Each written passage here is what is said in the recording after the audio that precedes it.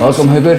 We are here to answer a few questions your fans have sent to us. So let's get right to it. First question is from Ralph from Holland. It's pretty simple. Breaking the Waves. What is the lyrics about? Freeing the slaves, killing the government, still in the cage, the governor's son. The lyrics on Breaking the Waves are about an American president called George W. Bush. Makes sense. It's a very old song. Yeah, exactly. It's from 2006. Yes. Yeah. But it actually makes sense when you say it. Yeah. Yeah. It's not very subtle when you think about it. No, exactly. When I hear this, Yeah. it actually makes sense. Yeah. It's a very old song. It's a song that I wrote, I don't know, 15 years ago or something, and then I forgot it. Okay. And then I remembered, like many years later, just how to play it on the guitar somehow. And then, of course, I had no lyrics for it. And then the whole Iraq war was going on, so I just made some lyrics about George W.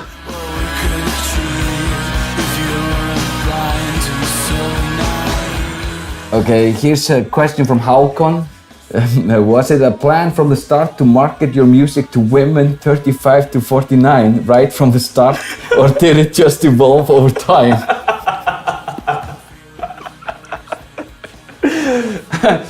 Well, Haukur, those are just the best kind of women. Let's leave it at that. You're welcome, Haukur. Dikta is a very good band name. I've heard that it's hard for bands to come up with a good name. What's the origin? Why Dikta? It was before my time, actually. The other three guys in Dikta had the name before I got there. And the way they found it was opening up a dictionary. And Really? Yes. So the Icelandic dictionary? yeah, in Icelandic it means to write or create or even lie. But nobody uses this word in Iceland, so nobody knows what it means. Yeah. But in Norway and Sweden it means to write poetry, and dikt is a poem. We got a question from Natalie. She asked, who's the most famous Dikta fan? Who's the most famous Dikta fan? Probably nowadays Skrillex. Probably. Oh. He came here with Ross Robinson many years ago, the producer, as Ross's assistant.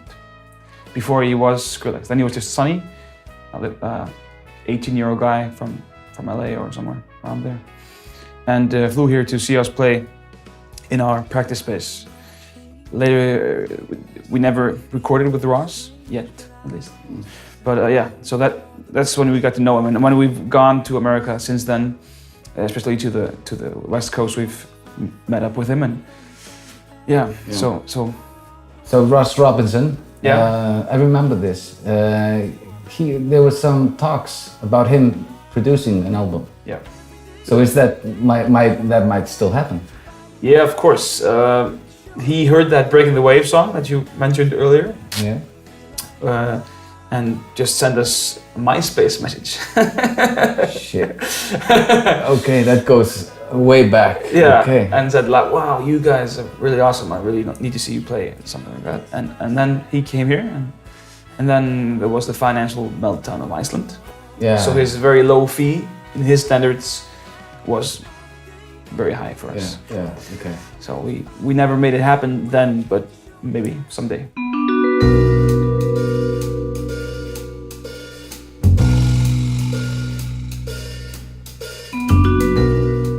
What is your favorite Dikta tune? That's like asking what's my favorite child. Yeah. Don't really know. But give us something that's maybe not your favorite, but at least something worth mentioning for some reason. The song "Goodbye" is always really, really high in my mind as regarding the content, the lyrics. Yeah, I was working in a cancer ward when I wrote that song, and there was one guy there that would not accept his fate. Yeah. And that song is about that. So, and he always pops up when I sing that song. Yeah. Okay. So it's very personal. Yeah.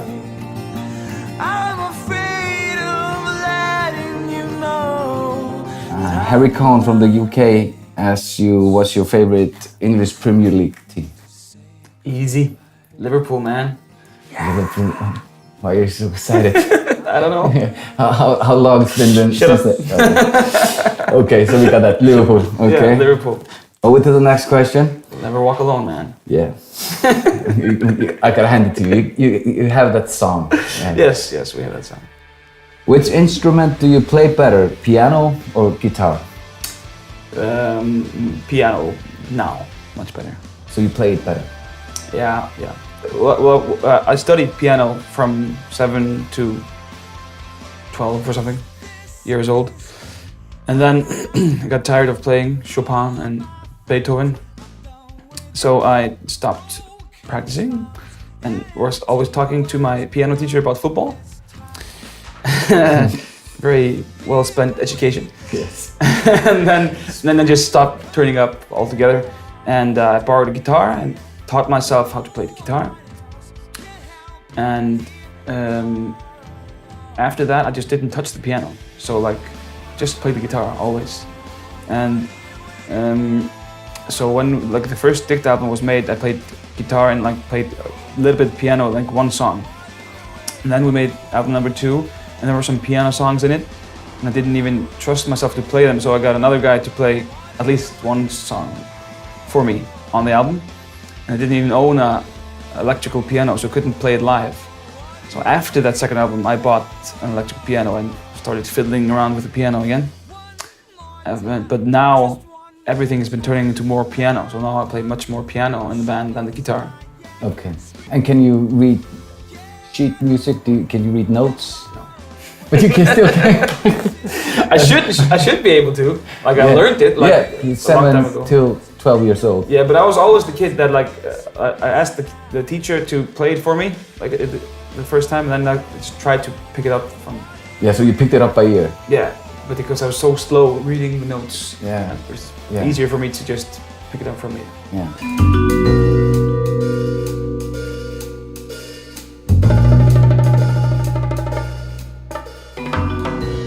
What's your favorite movie? My favorite movie of all time, I have to say Gattaca. Gattaca? Yes. The one with the DNA Yeah. thingy? Yeah. Yeah, okay. I've never seen it, I just know what it's Watch about. it, man. Okay, okay. Great actors, great director, great story. Yeah, Yeah. okay. It's about a distant future, or like not so distant future, where everyone like orders their children. So, and the natural children are like the working bees. Like they get no job because they have this amount of chance of getting a heart disease or whatever. Yeah. So Okay. it's very good movie. Okay. It's from 97 or something. Yeah, okay. I'll watch it. Hey Haukur, biggest fan here. I can make loads of wind. I have no idea what that means. I like the new song Sink or Swim a lot. How's the upcoming record production been, and what did you do differently this time around? Well, thank you. What was his name? Alfred? Alfred. Thank you, Alfred.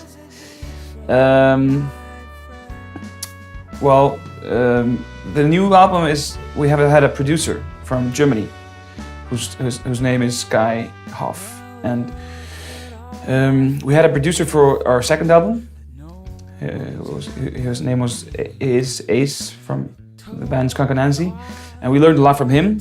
So we made the album after that by ourselves, produced it by ourselves, and that album went pretty well. So we did it again for the fourth album, but now we felt like we need a fifth set of ears to help us make something different. So we met this guy in Germany and were offered to make some recordings with him, and made 2 songs like 2 years ago, and we're really happy about the results. So we went back to Germany last year and recorded a lot of the album then. And then he came here for a month also, and we recorded with him the rest of the album. So basically, you kind of learned enough. You felt like you learned enough from Ace to take it on your own. Yeah. And actually, it actually worked because the album is like a produced album, basically. Yeah, it was a best-selling album to date, so we were pretty happy about it. Yeah. But then we did it again, and like produced the fourth album, Trust Me, also by ourselves. Yeah. And after that album, we were all like, we could have used some outside help here. Yeah. What is the song "Thank You" about? It sounds personal. It's about my wife. It's very personal. Yes. Okay. So it's basically dedicated to your wife. Yes. Yeah. Okay. And I'm guessing Any she knows. From my heart I sing to you and I'm hoping that you'll understand what I'm trying to say. What do you feel was necessary to bring Dikta up a level on the Icelandic music scene? What was the main thing that did it for you? I don't know if it was one thing. Like we had more people come to concerts, like for 2 years. It was slowly building, and then we made a song that was really popular on radio. And What song was that? it's called From Now On. We had some songs before that, but then From Now On was really popular around the November and December of 2009 when the album came out. And then like in February the next year, 2010, we released the Thank You song, which I didn't even think was gonna go to radio. I always had my finger on the pulse. Yeah. And that song was really huge. So probably, of course, that song in itself was the one that made us really popular, but I don't know if it was one thing in particular. And radio airplay was really a big factor. Yeah, exactly. And it was played, you know, all everywhere. Maybe a bit too much. Yeah. And that's why it's never played in any station ever, like since. Yeah, everybody. Yeah. Yeah, everybody had a bit too much of it, I think. Yeah. So the next question is from Anna Hende. Do you guys ever fight in the tour bus? No. You're not a fighting band. No. Sometimes throw things. No. But not fight. No. We usually settle things quietly. Yeah. In this band. Yeah. Okay. But Sometimes it's difficult because we're four, and like we started from the beginning that like. Everyone has a vote. Yes. Yes. This is a democracy. Yeah. Yes. It's like you have one vote, and so it's sometimes 2 guys against 2 guys. Yeah. When we're making some decisions and stuff like that. So that's why it's really nice to have a producer. So it's 2 guys against 3. Yeah, exactly. Or 1 guy against 4. Yeah. But yeah, so that's basically it. Like if 3 guys are against 1 or against 2, those guys win. So we just settle it with words. Yeah, but while we're on the subject, are you guys friends? You hang out, you know, not on tour. You guys hang out in normal life. Yeah. We always have, and probably always will. That's great. Well, these are all the questions we have for now. So I want to thank you so much for joining us. Thank you. And good luck with everything. Thanks.